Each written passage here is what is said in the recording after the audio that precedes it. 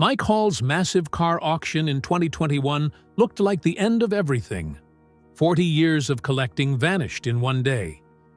Rust Valley Restorers aired its final episode showing the heartbreaking sale. Fans said goodbye to the legendary Junkyard King. But something strange happened next. New episodes kept appearing.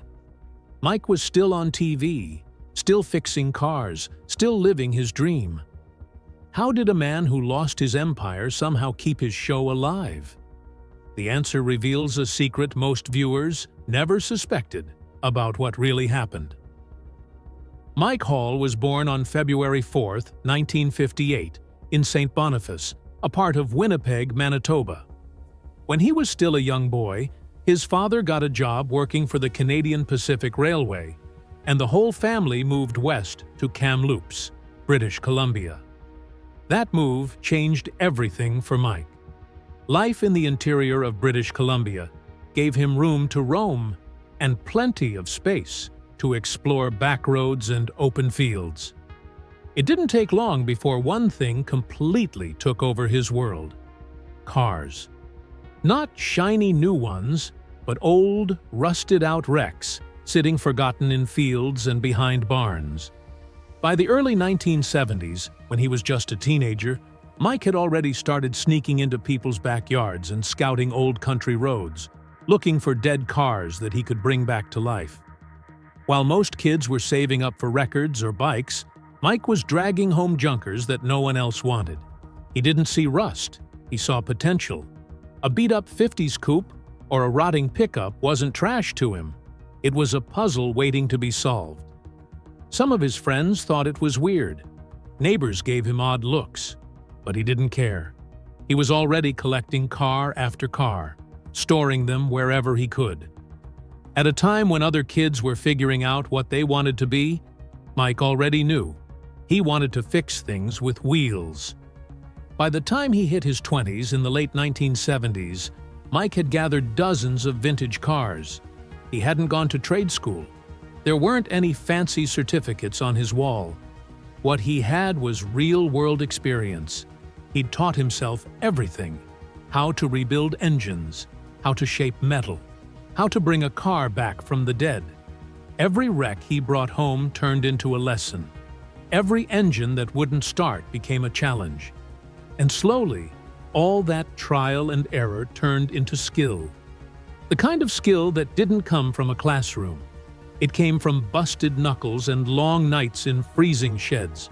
Mike Hall didn't grow up thinking he'd end up owning hundreds of old cars, but his obsession with rust and engines didn't come out of nowhere. In the 1980s, long before the cameras showed up, he was already climbing cliffs and blowing apart mountainsides to make a living. That's where his real career began. He started a company called Chimera Springs Rock Works, and it wasn't your average construction gig. Mike wasn't pouring concrete or laying bricks. He was drilling into cliff faces, hanging off ropes, and setting off controlled explosions. This was dangerous, exhausting work that most people wouldn't dare to do. But Mike thrived on the adrenaline. It was during those years that people started calling him the Rasta Blasta because of his long, dreadlocked hair and his explosive day job. The nickname stuck and followed him for the rest of his life. Through the 1980s and 1990s, and even into the 2000s, he stayed in that business. He became known in British Columbia for his blasting work, and he made good money doing it. But he wasn't saving it. He was spending almost all of it on junk cars. And not just one or two here and there. He had a hunger for forgotten vehicles. It didn't matter if they were full of rust or missing half their parts. If Mike thought the car had a soul or a story, he wanted it. And if it needed saving, that only made him want it more. He wasn't buying shiny, restored classics. He was hunting for rust buckets that had been left behind. Over the next few decades, his property started filling up with vehicles from all over the map. Some of them were rare muscle cars from the 1960s. Others were beat-up pickup trucks or old European sports cars that hadn't run in years. Every time he blasted rock for a job and got paid, he'd use that money to bring another broken-down machine home. By the time the 2010s rolled around, people started asking how many cars he actually owned. The number was unbelievable. Over 400 vehicles were sitting on his land, and it wasn't just a collection. It was a landscape of rust and metal that stretched as far as you could see. He used to joke that he didn't collect cars, he collected rust. That's where the name Rust Bros came from. The guys who worked with him weren't just mechanics or laborers, they were part of the same strange mission. Mike wasn't trying to flip cars for profit or build a showroom. He was trying to rescue machines that other people had forgotten. Even if they never got restored, just saving them from the scrapyard felt like a win. And while outsiders didn't always understand it, there was something about the way Mike talked about those cars that made it clear it wasn't just a hobby. It was something deeper. He once said he couldn't walk away from a car that needed saving. He felt drawn to them, and every explosion he set off during the day was just one more step toward being able to afford another piece of rolling history at night. Mike Hall never really tried to become a public figure. Long before he ever appeared on TV, he was already living a very different kind of life out in the Shuswap area of British Columbia. He had quietly settled down on a farm there, somewhere peaceful and away from all the noise. He got married, though he never shared his wife's name with the public. They raised a family together, including their son, Connor Charman Hall, who was born in the 1980s. Mike also had a little dog named Minnie, who quickly became another part of the family. But even though the farm was quiet, Mike himself was anything but. His obsession with cars didn't stop just because he had a wife and kid. In fact, it caused a bit of trouble at home. His wife had to lay down a rule: no more junk cars on their property. Their farm was 26 acres, and she didn't want it turning into another rust-filled graveyard. But Mike didn't argue. He simply found another place to chase his dream. He bought a separate 5-acre lot in the nearby town of Tappan, not far from Shuswap Lake. It was just off the Trans-Canada Highway, and it became something legendary. That place turned into what people would later call Mike's Field of Dreams. It was just a sunburnt piece of land filled with hundreds of rusting old cars, stretching out as far as you could see. Some were from the 1940s, some from the 1970s. Others were completely stripped down or buried in grass. But to Mike, every single one of them still had life left in it.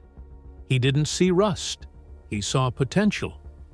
Through the 2000s, Mike's life moved between two extremes. During the day, he worked his main job, blasting rocks as part of a highway construction crew. But at night, he transformed. He would head to his junkyard, working alone like a mad scientist, trying to breathe life back into forgotten metal. He didn't care if no one was watching. He wasn't doing it for fame. He did it because he loved it. But fate had other plans. In 2016, something unexpected happened. Mike was working in the mountains of British Columbia when a major rock slide blocked a highway. The cleanup crew needed help, and fast, so they called in Mike Hall. And when he arrived with his gear and experience, something wild happened. The Discovery Channel crew was filming a documentary called Highway Through Hell, and they decided to include Mike in one of the episodes. That's when the world got its first real look at him. Wearing a hard hat and scaling cliffs like it was nothing, Mike walked up to a mountain of boulders and set his charges. He used his famous Rasta Blasta dynamite system to break the rocks apart and clear the road. It was just a cameo, a few minutes on screen, but it was enough. His fearless attitude, his crazy hair, and his wild energy made people stop and take notice. By the time Mike Hall hit his late 50s, His quiet corner of Tappan, British Columbia, had turned into something most people couldn't believe, unless they saw it with their own eyes. Spread across acres of land were more than 500 rusted-out cars. Some were sinking into the dirt. Others were half covered in weeds. But Mike didn't see junk. He saw history. He saw potential. He knew every single car. He could tell you the make, model, and exact year just by glancing at it. One article even said he could describe the features of each of the 562 vehicles scattered around his property. It wasn't a guess. He remembered where he got each one and what it meant to him. Some had been with him for more than 30 years. A few had been sitting there nearly 40. They weren't just cars. They were his life. But it was becoming too much. The dream that once excited him had quietly started to turn into a burden. Storing over 500 decaying cars wasn't just about space anymore. It cost money. It needed time. It needed energy. And it brought attention. Sometimes the wrong kind. Neighbors got curious. Officials started asking questions. Mike couldn't ignore the signs anymore. His body was slowing down. In 2020, he admitted that age was catching up to him. He said openly that he couldn't possibly restore every car he owned in the years he had left. He'd watched what happened to people who didn't plan ahead. His own father had passed away at just 60. And now, Mike was approaching the same number. That thought began to haunt him. He had seen friends and fellow collectors pass away or get sick, leaving behind a mess for their families. And his mind kept coming back to one question. What would happen to his 500 cars if he suddenly wasn't around? He said it out loud once, not to stir drama, but because it was real. What are my wife and kids going to do with 400 cars in a field? It wasn't just a sad thought. It was a warning, one that would shape every decision he made from that point forward. In 2016, Mike Hall looked around his property in Tappan, British Columbia, and realized he might finally be ready to slow down. After decades of collecting old cars, chasing rust, and piling up vintage wrecks, he had gathered more than 300 of them across 5 acres. It was too much. He wanted out. Not a little bit, but all the way. So he made a bold decision. He put everything up for sale in one giant package. The land, the cars, the rust, the mess, and the madness. The asking price was $1.19 million. To most people, that sounded insane. Who would want a field full of junkers? The ad didn't bring serious offers. Everyone saw it the same way. It wasn't a car collection, it was a scrapyard. Instead of giving up or lowering the price, Mike did something completely unexpected in 2017. He raised the price. He asked for $1.45 million. What happened next shocked even him. The story exploded. A man selling 5 acres and over 300 old cars. People couldn't stop talking about it. Articles were written, news stations picked it up, and the photos of his car-covered property went viral across Canada. Suddenly, Mike wasn't just a local character anymore. He became a national curiosity. Some news outlets even reported that the number of cars might be closer to 500. The property had turned into a legend. Car enthusiasts started calling from across the country with piecemeal offers, trying to buy individual vehicles. But the bigger surprise came when the TV people started calling. One of those people was Tyson Hepburn, a Canadian producer who had worked on Highway Through Hell. He'd met Mike before and remembered the wild property.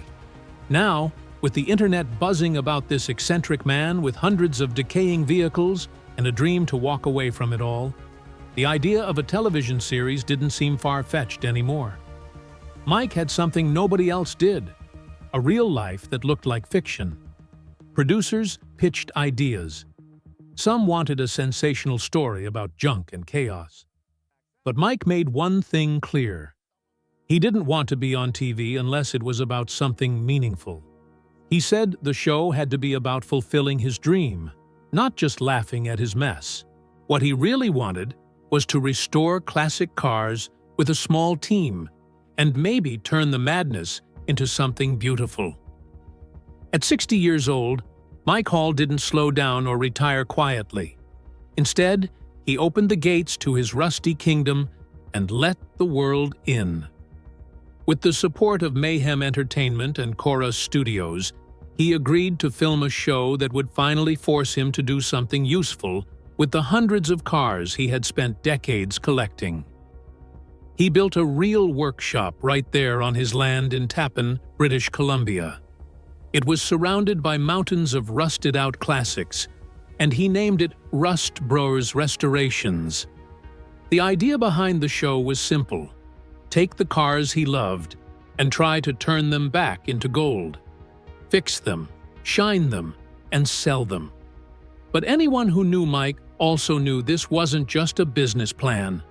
It was a fight against time, against decay, and against his own deep emotional connection to the very cars he was trying to let go.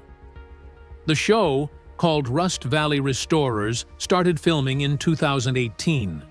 Right from the beginning, Mike brought in his best friend Avery Schoaf, a heavy equipment mechanic with a beard, big muscles, and even bigger opinions. He was known as the Muscle Car MacGyver. Mike also brought in his son, Connor Charman Hall, a calm, practical young man who always seemed to be cleaning up the financial messes his dad created. Cassidy McCone joined as a body technician, and Sarah Ward handled parts. Together, they were a mismatched crew of car lovers who had one thing in common. They believed in saving cars that the rest of the world had given up on. The show didn't look or feel like the usual big-budget car shows. This wasn't about flashy graphics or dramatic reveals. It was about real people in a small town trying to make a dream work. Rust Valley Restorers premiered on December 6, 2018, on the History Channel in Canada, and people loved it. Viewers couldn't get enough of Mike's wild energy, big heart, and impossible optimism. He didn't look or act like a businessman. He was a 6-foot-something hippie who said what he felt and spent money like it grew on trees. In one episode, he said, "This shop just about killed me," then admitted he had poured nearly $2,000 into the business. He tried to backpedal a little by calling it an investment in his metallic hallucinations, but it was clear he wasn't in it for the money. Connor kept reminding him that they were supposed to be making a profit. But Mike always built the cars too well, spent too much, and then didn't want to let them go. Even when he sold a car, he'd often give a discount just because he liked the buyer. He once said he wanted to make people's dreams come true, even if it meant losing money. And that happened a lot. For the lucky few who got a dream car at a bargain, it was unforgettable. For Rust Bros' bottom line, it was a problem. But viewers didn't care about the numbers. What they saw was heart. And Netflix took notice. In 2019, they picked up the show for international streaming. Suddenly, Rust Valley was famous. Car lovers from all over the world were showing up in Tappan just to see the legendary junkyard and maybe meet the Rust Bros crew. Mike often gave tours himself, still grinning like a kid in a candy store. One of the strongest parts of the show was Mike's relationship with his son. Connor clearly cared deeply for his dad, but often found himself playing the adult. Mike followed emotion. Connor followed logic. And somehow, their push and pull created magic. They argued about budgets and time frames, but their bond was solid. In many ways, the show was about more than cars. It was about love, loyalty, and the passing of a dream from one generation to the next. Avery Schoaf brought a different kind of energy. Loud, funny, and full of advice, Avery often tried to convince Mike to be a little smarter with money. At one point, Avery even left Rust Bros to start his own shop, Wildman Restorations. That move surprised fans, but there was no bad blood. Avery kept appearing on the show, still helping Mike and even starting a spin-off called Backroad Truckers in 2021, alongside Big Donnie Kleinfelder. The Rust Valley world just kept growing. Through 4 seasons between 2018 and 2021, fans watched every high and low. They saw Mike rescue cars on the brink of being lost forever. They watched as budgets exploded, timelines collapsed, and dreams nearly crumbled. Mike once quoted a client $15,000 to restore a 1966 Lincoln Continental, only to realize it would cost far more. But instead of walking away, he stuck with the job and ate the loss. He wasn't going to let someone down. That was Mike Hall. By the time Season 3 rolled around in 2020, things were already getting hard behind the scenes for Mike Hall. Running Rust Bros wasn't cheap. There was no big corporate money behind it.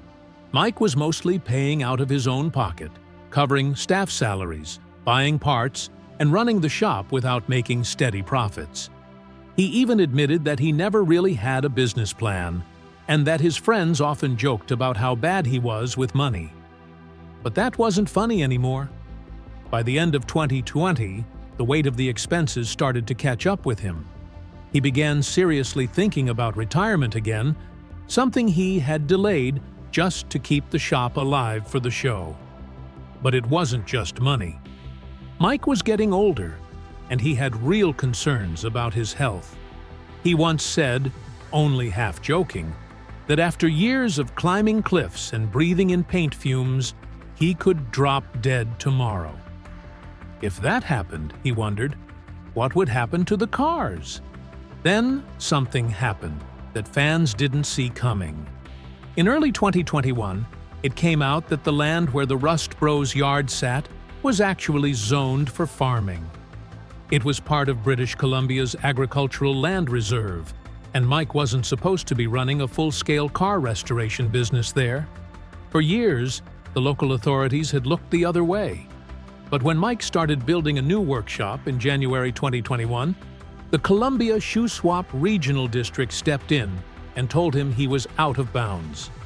To keep operating legally, he had to apply for a special exemption from the Agricultural Land Commission.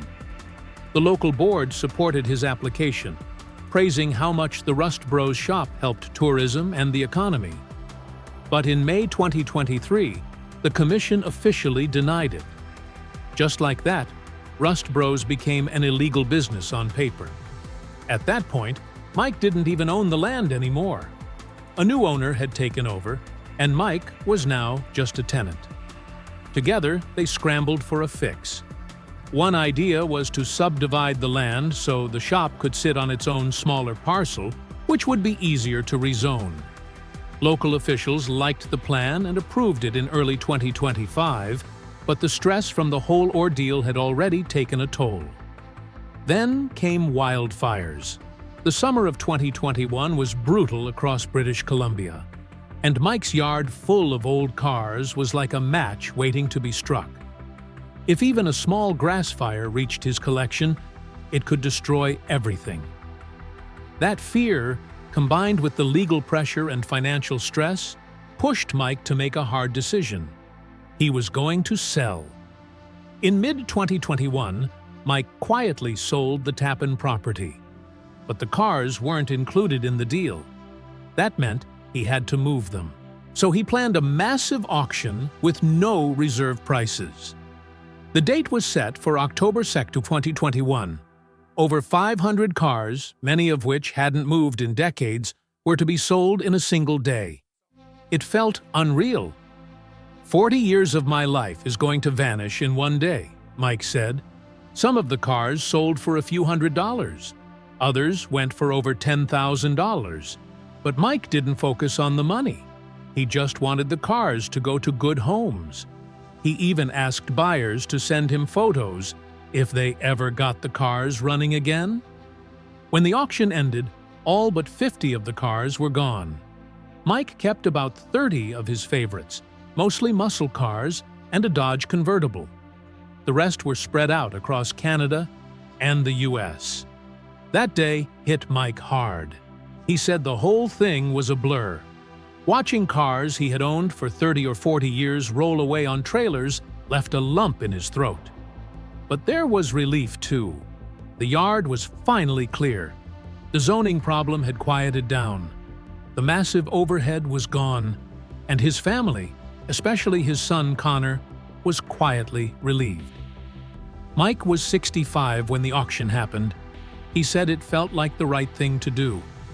After the auction, Rust Valley Restorers aired the whole thing as the Season 4 finale in spring 2022. Fans assumed it was the end. Mike had sold his dream. The show looked finished. But behind the scenes, something surprising happened. Instead of walking away, Mike got pulled right back in. After the sale, people started offering him more cars. He joked that after clearing the field, his collection started growing again, without him even trying. By 2023, he had close to 200 cars again. He said they just find me. One call would come in about an old Buick, another about a Pontiac, and suddenly the cars were back. Even though Season 4 looked like a goodbye, History Channel and Chorus Studios weren't done. Mike hinted in interviews that they had filmed new episodes. He mentioned they had 8 episodes in the can, featuring him, Avery, and his son. These were filmed throughout 2022, and they even did winter test drives with cars that had no business being on snow. Fans loved it. So Season 5 eventually premiered in fall 2024, showing the team adjusting to life after the big sale. They had a new setup, a smaller shop, and fewer cars, but the same spirit. Mike worked on a 1968 Shelby GT350 Mustang and a 1941 Diamond T-Truck, 2 cars that meant a lot to him. One storyline followed a scare where they nearly lost access to a key lot they were using. Another nod to the lingering land issues. But Mike kept pushing forward. He told fans on camera that restoring old cars was in his blood, and he wasn't giving up. Off camera, Mike started working with eBay Motors Canada as a brand ambassador. He gave car advice online and showed people how he hunted for parts. Even over Zoom interviews, people said he was still full of life and just as passionate. Letting go of the massive collection gave him space to breathe. Now he could enjoy the work again. Rust Bros Restorations still exists, but now it's leaner and smarter. Mike picks a few projects at a time and focuses on doing them right. He also spends time at car shows and fundraisers around British Columbia. He's become a kind of mentor to young mechanics, sharing what he learned the hard way. His story has inspired others to take risks, follow their passions, and maybe not worry so much about profit. Today, Mike is in his late 60s, still living in the shoe swap with his wife and dog. Connor's still with him, and their bond looks stronger than ever. Mike's wife stays out of the spotlight, but you can imagine she's happy the backyard isn't filled with rusty cars anymore. Mike has also become a kind of grandfather figure to the car community. People look up to him because he built something out of passion, not profit. Rust Valley isn't just a TV show anymore. It's a legacy. And even if Mike never collects 500 cars again, he's still the same guy who can't say no to a rusty fender and a good story.